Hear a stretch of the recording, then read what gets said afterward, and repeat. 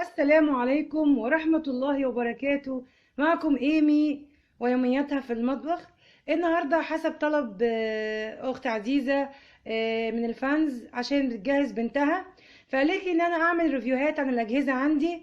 طبعا أنا عملت لكم ريفيو عن ديب فريزر بيكو، وعملت لكم كمان عن اللي هي التلاجة ال جي، كنت بنظمها وعملت لكم ريفيو عنها، بس إن شاء الله هنبقى نتكلم باستفاضة.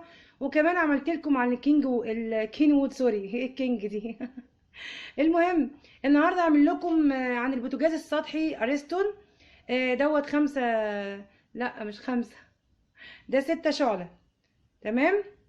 آه، نشوف دلوقتي دي العين اللي هي 2 في 1، يعني زي ما احنا شايفين كده. الاول نبص على زي ما انتم شايفين ده ستانلس بتاعه، ودي ديت البتاع اللي بنفتح ونقفل منها الزراير يعني.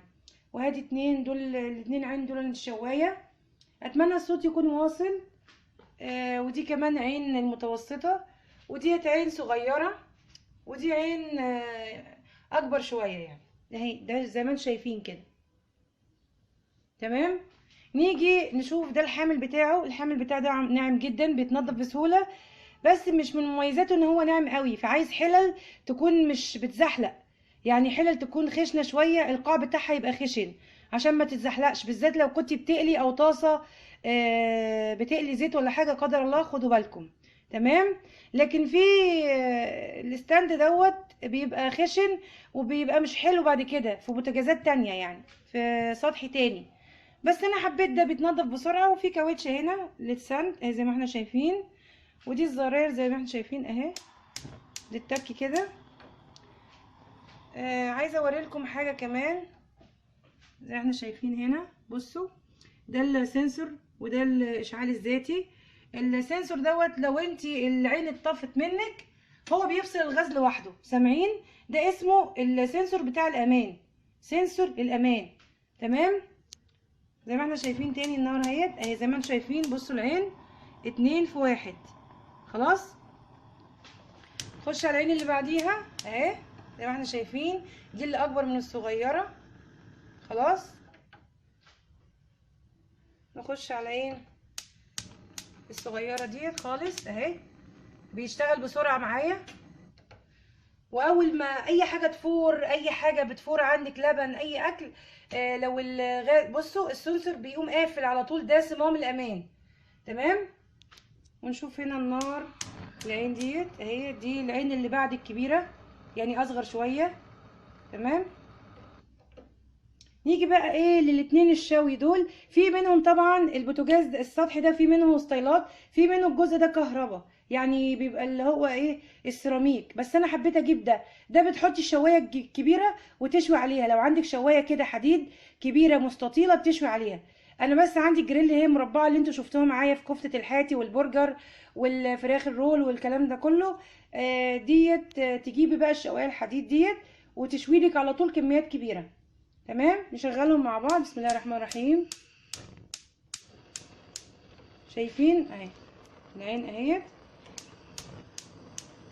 وتشغليهم مع بعض. وكمان بشوي عليهم البتنجان، لو انا حبيت اشوي البتنجان عليهم حلو جدا.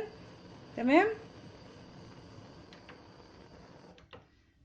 بس والستانلس بتاعه حلوه جدا، بيتنضف بمنتهى السهوله.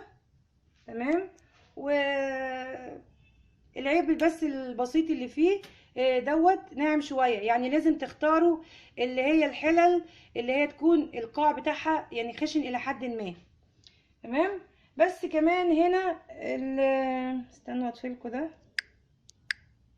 هنا يعني ايه ممكن يكون ايه الكتابه بتاعته راحت شويه اهي،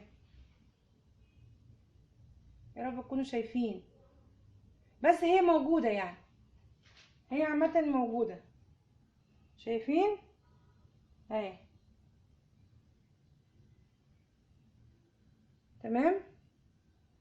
وبصراحة يا جماعة بالنسبة للسعر ده معدي كذا ألف. الحاجات السطح ديت بالذات ماركة أرسطو ألماني، معدي يا جماعة كذا ألف، لكن أنا جايباه من 4 سنين زي ما قلت لكم. اللي حابب يعرف الأسعار هيخش على النت هيكتب السطحي مسطح أرسطو 2018 هيعرف السعر فورا. دوت من 4 سنين. فعذرا يا جماعة، السعر انا مش فاكراه فعلا، هو بكذا الف. الناس اللي حابة تجيب السطحي اللي لسه عايزين يعني بيدوروا على الحاجات اللي هي تبقى مريحة معاهم، بصراحة انا بحبذ البوتاجاز السطحي لوحده والفرن لوحده.